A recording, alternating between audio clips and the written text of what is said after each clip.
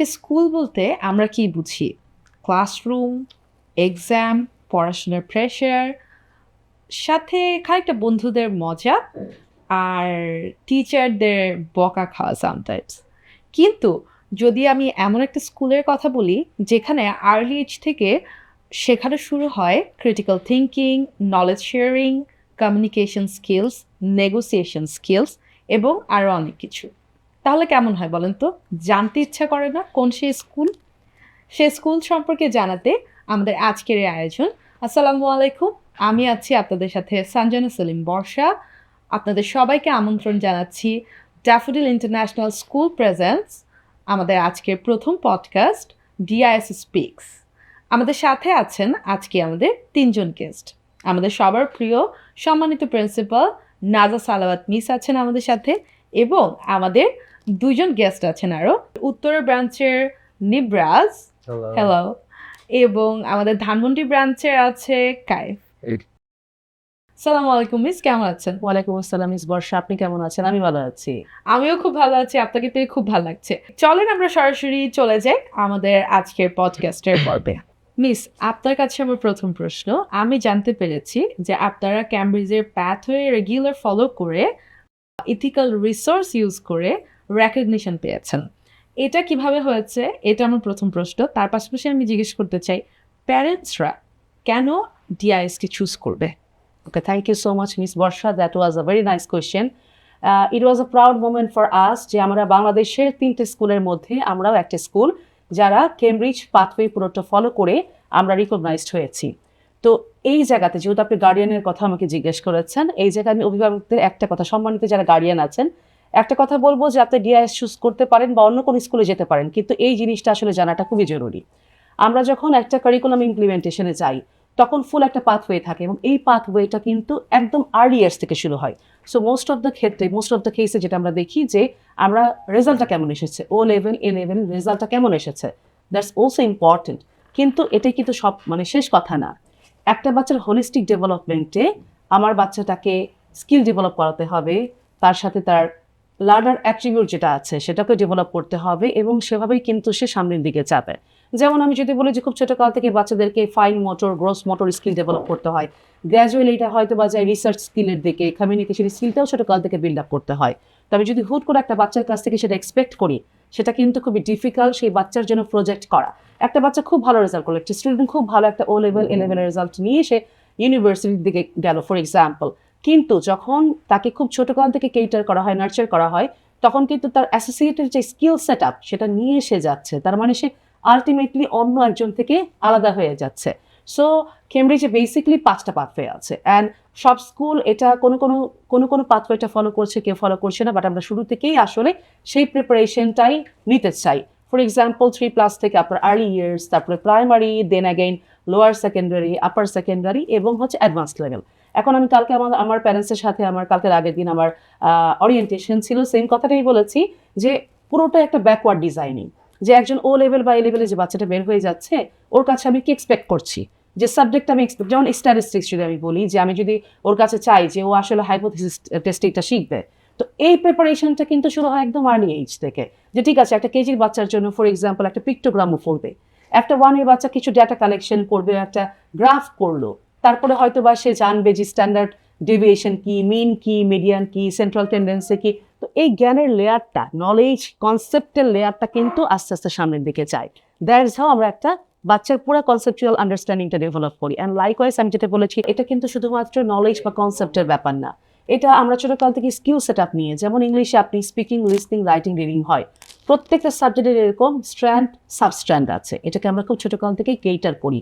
And apart from that আমাদের যে learners অ্যাট্রিবিউটগুলো আছে, নিব্রাস, কেফ, কিছু মনে করতে পারো, কিছু বলতে পারো কি কি আছে? For example confidence, engagement, engaged, very good, responsible, innovation, innovative, reflective.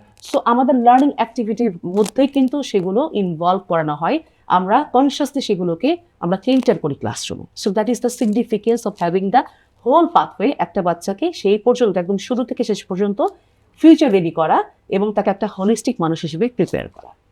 Great. আমি শুনতে শুনতে জাস্ট শুনেই যাচ্ছিলাম যে এত সুন্দর করে পুরো জিনিসটা এত গুছিয়ে ওদের কারিকুলামে অ্যাড করা হয়। আমি আই থিঙ্ক ছোট হলে আমি বলতাম আমি ডিএসএ পড়তে চাই কিন্তু এনিওয়ে আমি একটু নিব্রাজের কাছে চলে যেতে চাই। যেহেতু তুমি বলছিলে যে ইনোভেশন, তারপর কমিউনিকেশন, তারপর আরো কি কি ছিল আমাকে যদি একটু বলতে, যে যেটাতে তোমরা আরো যারা স্টুডেন্ট আছে তাদের থেকে নিজেদেরকে ইউনিক হিসেবে প্রেজেন্ট করতে পারছো। Well, uniqueness is, well, it's up to you first of all. আমরা যারা ড্যাফোডিলে পড়ে এসেছি আমরা I think it's in the environment বলতে গেলে, যে ক্যামব্রিজে যে অ্যাটিটিউডগুলো আছে, রেসপন্সিবিলিটি, তারপর ইনোভেশন, ইনফ্যাক্ট আমাদের স্কুলের যে স্লোগান ওখানেই আছে ইনোভেশন অ্যান্ড কালচার। তো I think this is really, মানে বাংলা যেটা বলে রক্তে মিশে আছে আমাদের। তো general example না দিই, but if you would spend 10 minutes in a room with someone from Daffodil, I think you could tell the difference apart. Yeah, that's the answer. Yes, তোমার কথার সূত্র ধরে আমি একটু ক্যাফের কাছে চলে যেতে চাই। তুমি বলছিলে যে কালচার, আমি জানতে পেরেছি তোমরা দুজনেই দুটো ব্রাঞ্চের head boys, right? So head boys হিসেবে তোমাকে কি দায়িত্ব পালন করতে হয়? আমি যেটা আজ করতে পারি, লিডারশিপ ইজ এ থিং যেটা তোমাকে রেগুলার প্র্যাকটিস করতে হচ্ছে। সো আমাকে যদি একটু বলো তোমাদের লিডারশিপ জার্নিটা, আমি একটু কাইফের কাছ থেকে একটু শুনতে চাই। Basically, I joined Daffodil when I was in grade 5.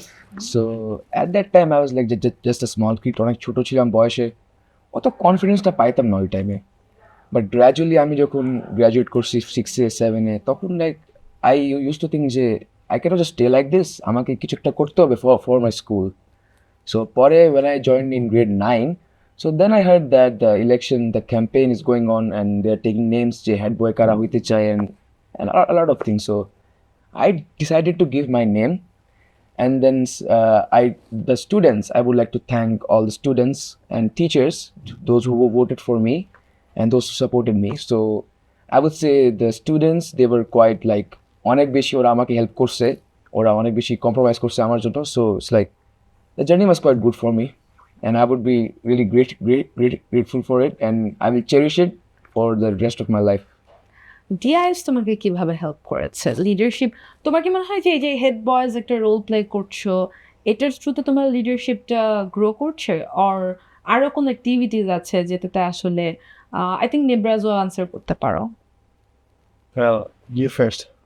Well, the thing is, we also do extracurricular activities from our school, and the teachers and especially our principal madam, ওরা অনেক বেশি সাপোর্ট করে আমাদেরকে, and for that I'm really grateful for it. And school environment একটা flexible environment আমাদেরকে দেয়, so we can like আমরা education manage করতে পারি আমাদের, and আমরা এক্সট্রা কারিকুলার অ্যাক্টিভিটি ম্যানেজ করতে পারি, স্পোর্টস করতে পারি, and the teachers অনেক সাপোর্ট করে, সবাই অনেক supportive. and what I believe is that আমি যখন এক্সট্রা কারিকুলার অ্যাক্টিভিটি করি, যেটা আমার একাডেমিক্সে সেটা আমাকে ফোকাস করতে অনেক হেল্প করে, so it just go hand in hand. Thank you. Very good. Our honorable chairman sir, Dr. Sobur Khan, sir সবসময় বলেন যে ওনার ভিশন হচ্ছে গ্লোবাল লিডারশিপ, শিপের দিকে এগিয়ে যাওয়া, গ্লোবাল লিডারশিপের দিকে যেন আমরা এগিয়ে যেতে পারি, আমরা যেন এন্টারপ্রেনারশিপের দিকে এগিয়ে যাই। সো ওই জায়গাটা থেকে তোমার কি মনে হয় স্কুল কিভাবে শেপ করছে তোমাদের? In Daffodil, we had this thing called an entrepreneurship week as well, where আমাদের যে স্টুডেন্টরা ছিল তারা আর্লি ইয়ার স্টুডেন্ট থেকে শুরু করে সবাই they came up with their own plans, ওদের নিজেদের একটা বিজনেস প্ল্যান নিয়ে ওটা ওরা প্রেজেন্ট করে, we even had stalls, পুরো একটা ফেস্টিভ্যালের মতো এটা আমরা সেলিব্রেট করেছিলাম। I think this is where students actually learn, এখান থেকেই শিখেছি কিভাবে বিজনেস একটা গড়তে হয়, কিভাবে কাজ করতে হয়, how to promote your product, promote yourself. Moreover, going more to the ECA side, last year we had this program called a 3ZIP. It's an entrepreneurship program, and I'd like to announce that I was first place there, my team. Congratulations. Yeah. So we had to make up business models, and we had to pitch them.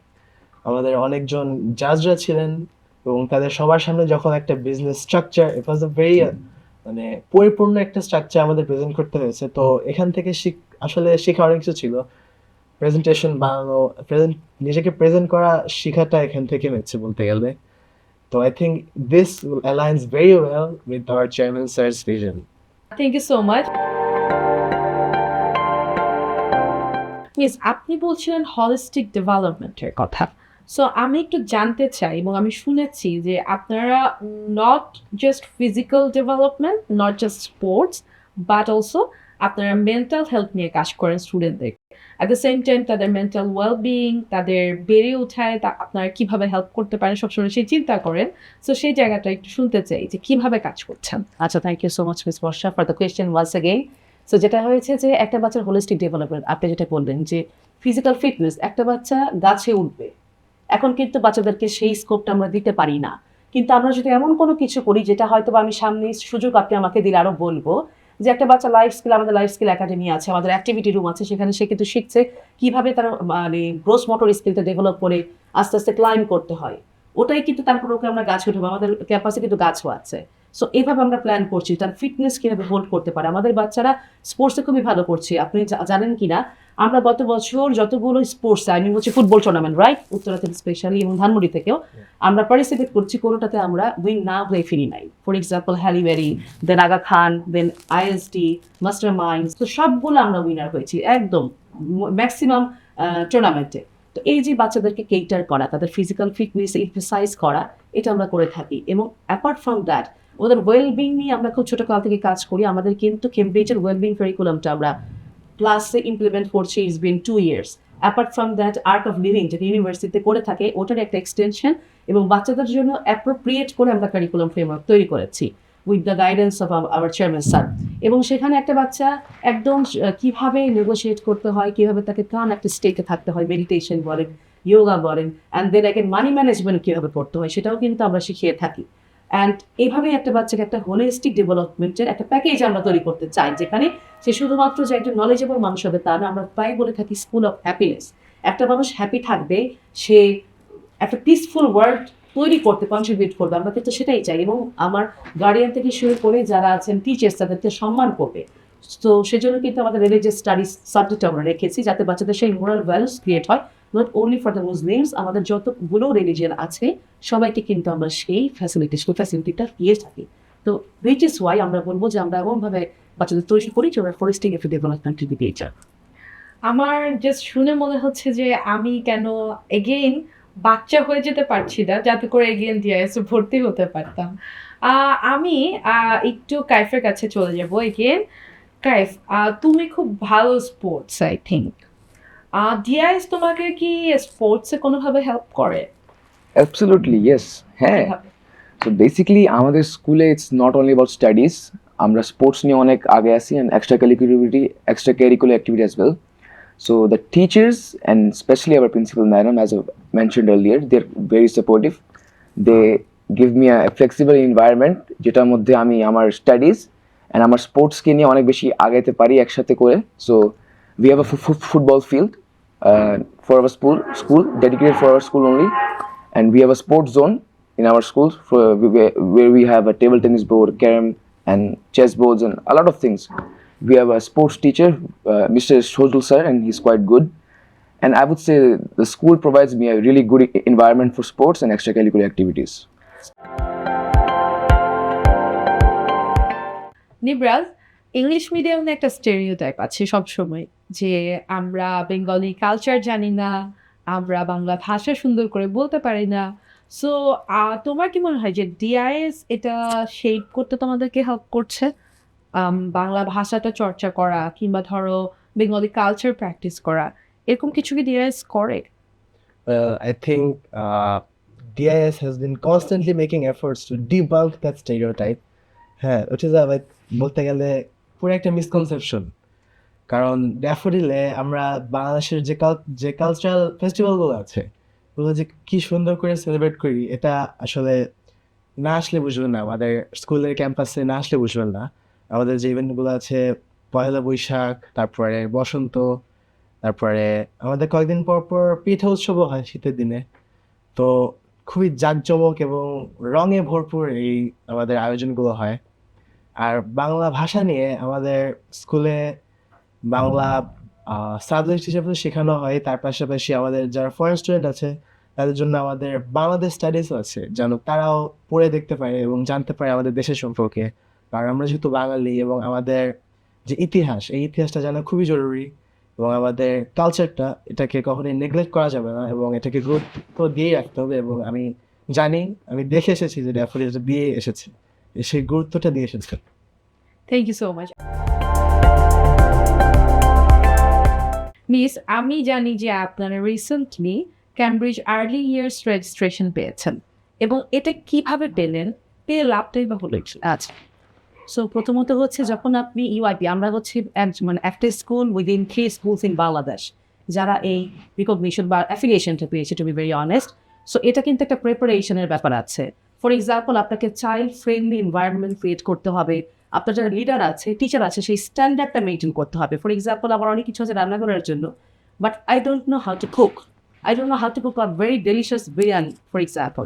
So এটার জন্য যখন আমি UIP registrar হবো, ওদের কিছু criteria আছে, সেটা meet করার জন্য we are very thankful to British council and Cambridge. ওনারা এসেছেন, আমাদের সাথে কথা বলেছেন, আমাদের ফ্যাসিলিটিগুলো ওনারা মনিটর করেছেন এবং তারপরে কিন্তু সবগুলো যখন আমার হচ্ছে ক্রস চেক করে এসেছে যে না, এখন এটাকে অ্যাফিলিয়েশন দেওয়া যায়, কারিকুলামটা আমাদের হাতে দিতে আমরা পারবো এটাকে ক্যারি আউট করতে, তখনই আমরা অ্যাফিলিয়েশনটা পেয়েছি। তো এখন আমার টিচাররা কিন্তু জানেন যে কিভাবে পড়াতে হয়। ফর এক্সাম্পল, আপনার আর্লি ইয়ার্সে 6টা এরিয়া আছে স্পেসিফিকলি আমরা কাজ করি। দু একটা এক্সাম্পল যদি বলি, for example communication and literacy, then number, understanding the world, তো এবং physical development, social emotional development, এগুলো কীভাবে এক্সারসাইজ করতে হয়, রেগুলার কারিকুলামের সাথে কী কী প্র্যাকটিসগুলো। আমাদের মন্টেসরি ল্যাব আছে, আমাদের আমি একটু আগে বলেছিলাম লাইফ স্কিল একাডেমি আছে, অ্যাক্টিভিটি ল্যাব আছে, সেখানে বাচ্চাদেরকে কীভাবে নার্চার করে সামনের দিকে নিতে হয় সেটা কিন্তু আমরা এখন ফুল পাথওয়ে, ফুল যে আমি পাথওয়ে ঠিক বলবো না, ফুল ডিটেইলটা আমরা পেয়ে গেছি এবং এখান থেকে আমরা টিচাররা ট্রেন হচ্ছে, আমি ট্রেন হচ্ছে, আমি আরও জানতে পারছি। So that is the significance. So আপনারা যদি অভিভাবক যারা আছেন তারা যদি তাদের ছোট বাচ্চাদের আমাদের হাতে দেন, আমরা কিন্তু জানি ওদেরকে কীভাবে শেপ আপ করতে হয় ফিউচার রেডি করতে। সেটা কিন্তু আমরা নিবরাজ এবং কাইফের মধ্যে দেখতেই পাচ্ছি। আমরা আয়োজনের একেবারে শেষ পর্যায়ে চলে এসেছি, কিন্তু শেষ করার আগে আমি আরেকবার আমাদের দুজন ব্রিলিয়ান্ট হেড বয়েজের কাছে চলে যাব এবং তারা তাদের জুনিয়র্স এবং ফিউচার লিডার্সদেরকে কি বলতে চায় সেটা একটু শুনে নিব। একটু যদি ছোট করে বলতে তুই শুন। A message to my juniors is that never be scared to step out of your comfort zone, because school is a place where you build up your foundation for the future. So take advantage of it. Just do it. For me, আমি আমার জুনিয়রদেরকে just 2টা sentence বলবো। এটা হলো just do it, এরপর একটা হলো lead by example. Wow. Thank you, ma'am, for coming, and thank you to both of you too for joining us today. And আমরা একেবারে শেষে চলে এসেছি এবং আপনাদের কাছ থেকে বিদায় নিচ্ছি আজ আমি বর্ষা, এবং দেখা হবে পরবর্তী পর্বে নতুন কোনো আয়োজন নিয়ে। Thank you so much.